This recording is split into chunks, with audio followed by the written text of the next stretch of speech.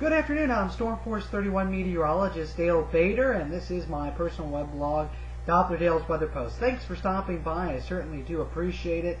This is Tuesday, the 14th day of July, and we're going to take a look at the tropics, also just what's going on around the country, and also, can Shuttle Endeavour ever get off the launch pad? The last few attempts have been scrubbed due to weather. We'll take a look at that. Launch is scheduled for about 5 o'clock, 5:03 officially, Central Time on Wednesday afternoon, so we'll take a close look at that. Also want to welcome anyone that is new to viewing this website, especially those of you on the Blog Hop. We appreciate you stopping by, and we hope you make this a regular spot on your daily blogging journeys. Well, let's get right to the daily weather blog at this time. Let's start by looking at the upper weather pattern, and we can still see that there's a big ridge across the plain states keeping it hot still there, but look at the trough approaching into the northern plains.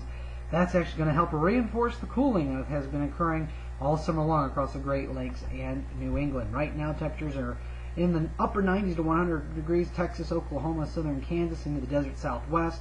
Still cool though, only 73 degrees in Minneapolis, 60 up in International Falls. Stationary boundary continues to sit right through the Tennessee River Valley and into the mid-Mississippi Valley, although it's becoming more of a warm front as the warm air is pushing to the north and to the east out of the plain states. Also have another frontal system moving through Montana into Idaho and one dropping into New England, and those are going to play for some showers and thunderstorms. See lots of clouds across the Mississippi Valley, all the way from Minnesota down into Missouri and Arkansas, and still got quite a bit of clouds across the northern Gulf and into Florida in association out ahead of that stationary boundary that's across the Tennessee Valley. Let's take a look right now where you can see possibly some severe weather today from Minnesota through much of Iowa into portions of Missouri and Kansas. That's an approach of that cold front that is sliding south and east. Right now, taking a look at the radar, it's about 2 o'clock this afternoon. Seeing showers and thunderstorms push into the upper Midwest down to the mid-Mississippi Valley and still unsettled across the northern Gulf into Florida and the Gulf Coast area. Closer look, we'll take into the mid-Mississippi Valley. Had some rain showers push through much of Missouri, eastern Missouri. Those are falling apart. Do have some thunderstorms in the Ozarks. Don't anticipate those moving a whole lot. That's an association of the warm front that is slowly approaching from the south and the west, so they may move a little bit off to the east-northeast as the afternoon and evening progresses. Main concern will be up across Minnesota. We're starting to already see some strong thunderstorms firing in north-central Minnesota. We'll likely see more thunderstorms fire from Minnesota down through Iowa this afternoon and through the evening hours.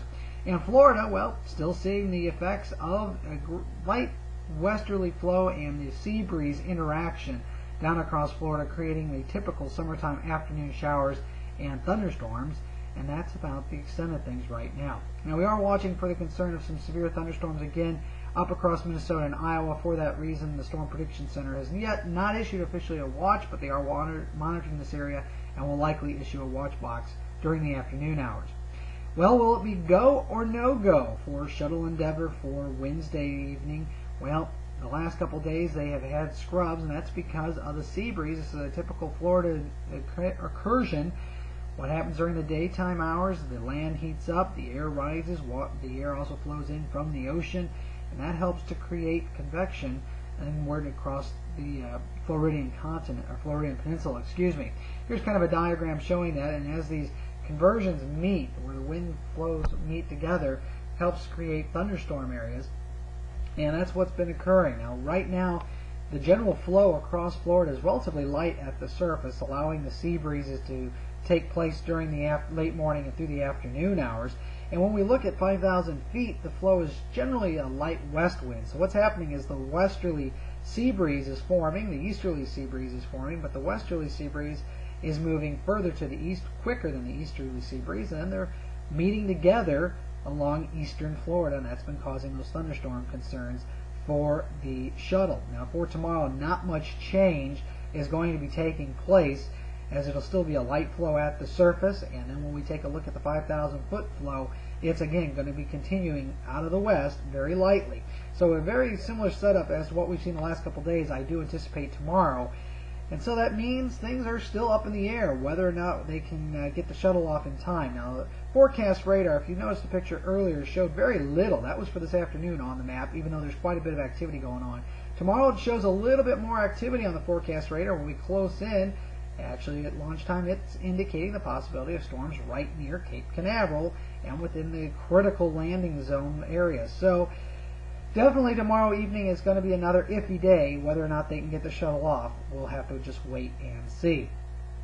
Right now, looking into the tropics, still got a weak wave pushing through the Yucatan, also a weak wave now west of Jamaica. But other than that, look at the satellite data across the tropical Atlantic. Quiet, and that's how it's going to stay as we head through this entire upcoming week, not anticipating any development.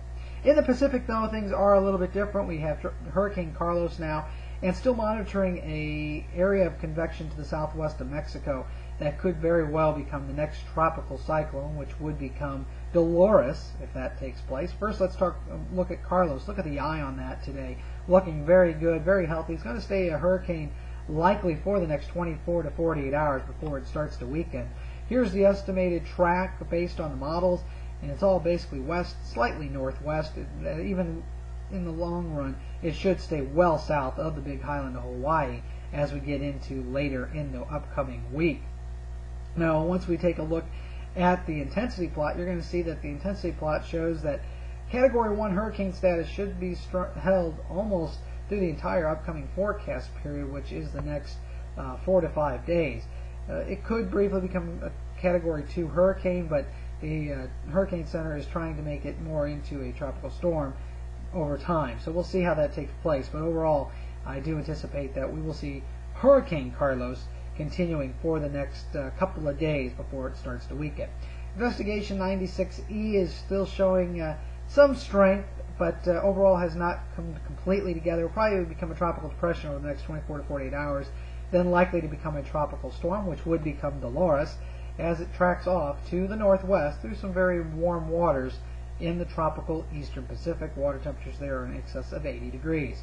Then we're looking for the weekend. It's been hot across the plains, but we are expecting the heat to push west and another cool shot to slide south into east as we head into the upcoming weekend, and that cool down can make it all the way in to portions of the Tennessee Valley. These are forecast highs for Saturday. That concludes today's weather briefing. Thanks so much for stopping by.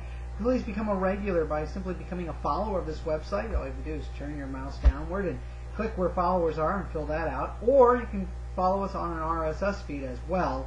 And we certainly appreciate your daily visiting. Have a great day.